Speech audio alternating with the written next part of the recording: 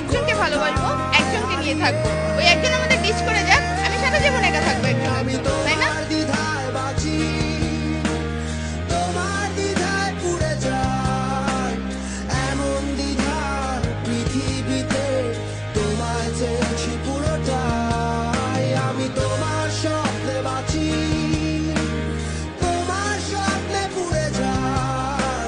যদি কেউ ভালোবাসে, একতরফা ভালোবাসে